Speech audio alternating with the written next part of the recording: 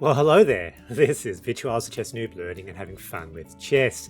Today's game is another game of the Vienna Game Main Line.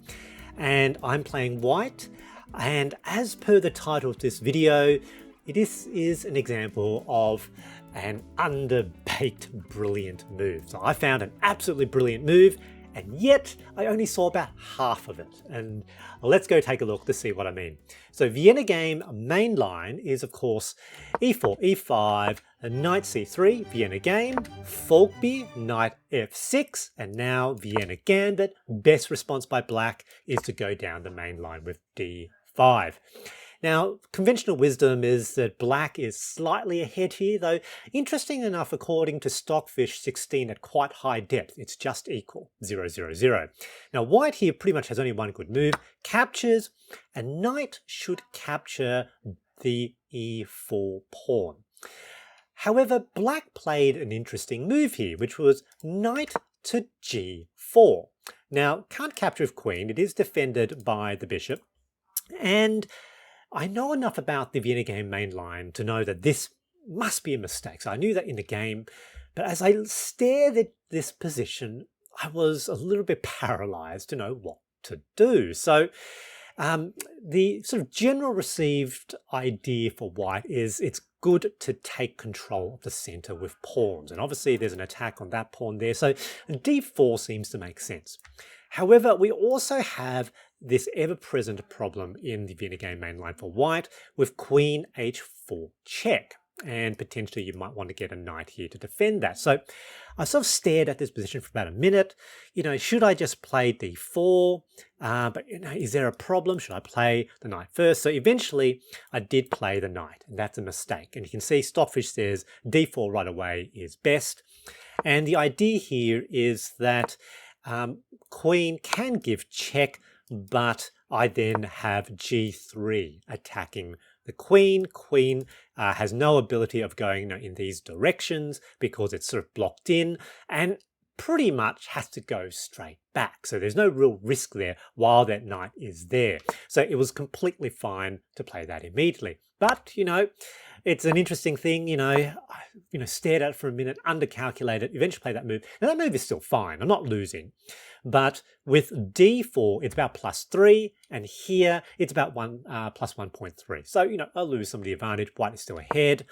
And the problem, I think, more is that deciding to make that move sort of changed my thinking about the game. I sort of was a little bit rattled, was now thinking more on the defensive. So pawn push, so black playing very aggressively. Best move is knight to d5, defended, knight d5, very, very good square in the Vienna. But having been rattled, I ended up playing a backwards knight move, knight to e2, really bunkering down. And here, black's best move is now to consolidate their position, to defend that pawn. Luckily for me, they continue to push ahead with the aggression. That's a mistake. You can see I now regain the advantage and basically justifying my backwards knight move. Here, I knew that was probably okay. In fact, it went from this backwards move was a mistake, minus 0.7, but this push now gives me the advantage again, almost plus 3, plus 2.6. Here, I thought, look, capture, that's fine. They'll capture back, so captures, but now I put my knight back onto a normal square, knight to c3, with a discovered attack on the queen.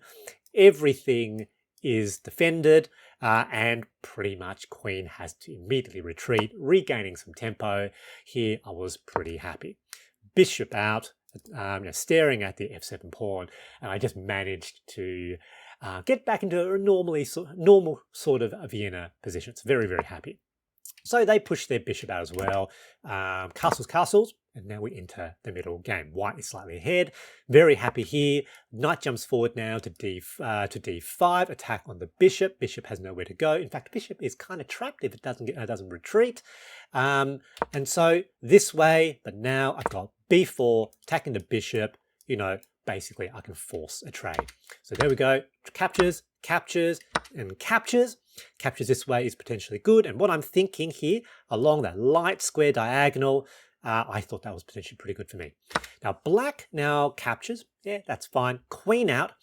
And here I sort of missed something that you should keep an eye on in the Vienna Gambit type lines. Now, one of the consequences of the Vienna Gambit, so the very early F pawn move, is that after short castles, the white king is potentially it's a little bit exposed along that dark square diagonal.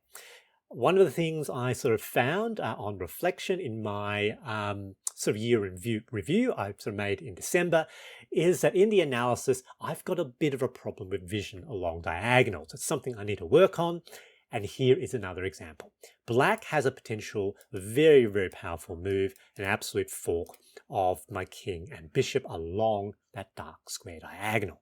Now I missed that, so I sort of continue to push along that idea, potentially thinking, you know, I can draw the king out, and then maybe there'll be discovered, potential discovered checks. This is already a passed pawn, so you know, potentially sort of hand in hand, very, very powerful.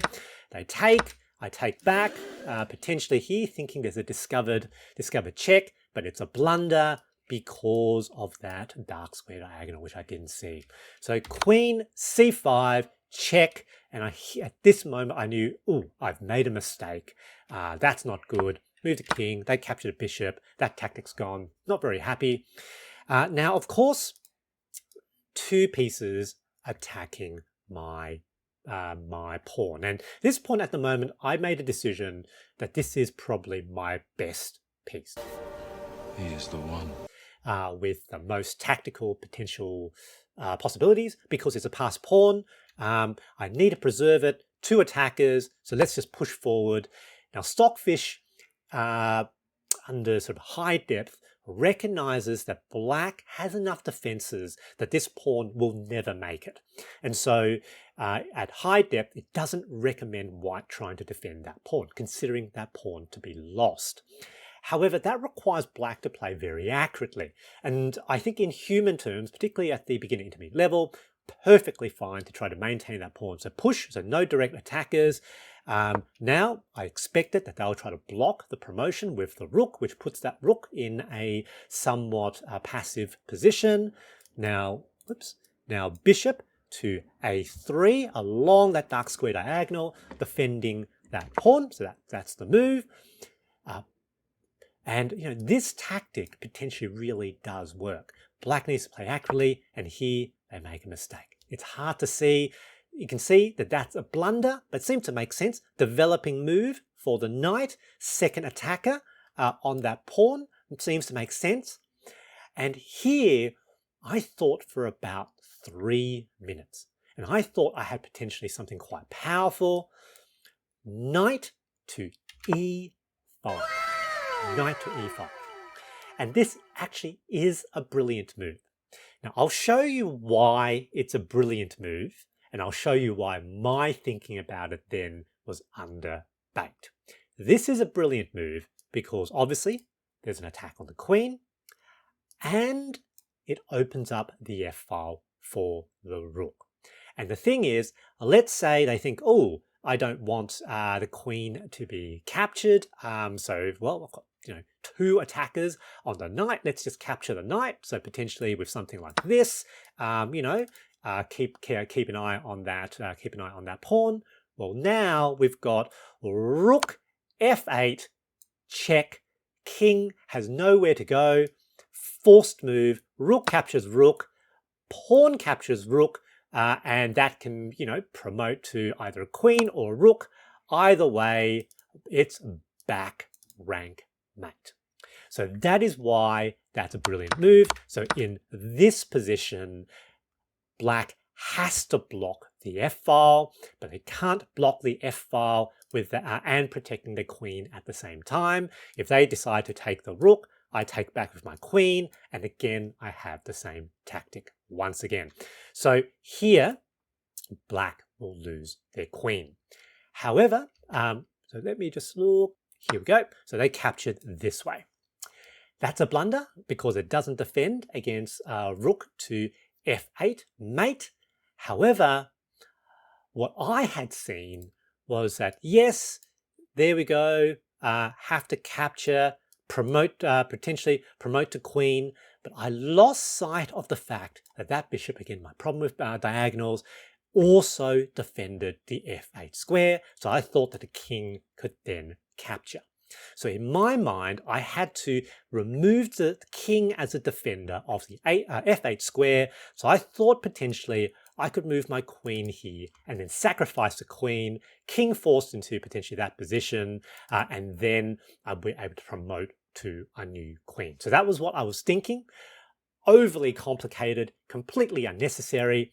However, black didn't see that tactic either. They took this way, and here I now play the queen to b1. You can see completely losing now. I should have played that move. I didn't see it. And now black with their knights in an attacking position, queen scoping things out, they attack my king.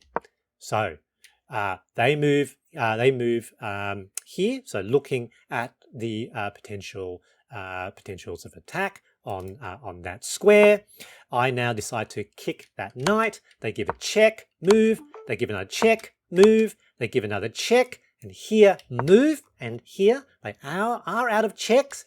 Queen now moves here. They're looking at to give a discovered check and potential mate. However, at this point, I realize that whole deflection thing obviously doesn't work now with the queen on h6. And I looked at this position with fresh eyes, and then I saw, wait a minute, my dark square bishop defends that f8, attacks that f8 square as well. And so after a minute, I saw the move, rook f8. It's an excellent move, forced mate. Black immediately saw, oh no, they've lost, and opt to resign. Good game, GG. The big takeaway from this game is that winning brilliant attacks don't come out of nowhere. So creating positions where you have tactical possibilities, like my bishop on the dark square diagonal and the semi-open f-file, even though they were speculative at the time they were made, potentially creates the opportunities, the resources for a potential winning attack. I hope you enjoyed this video, and thanks for watching.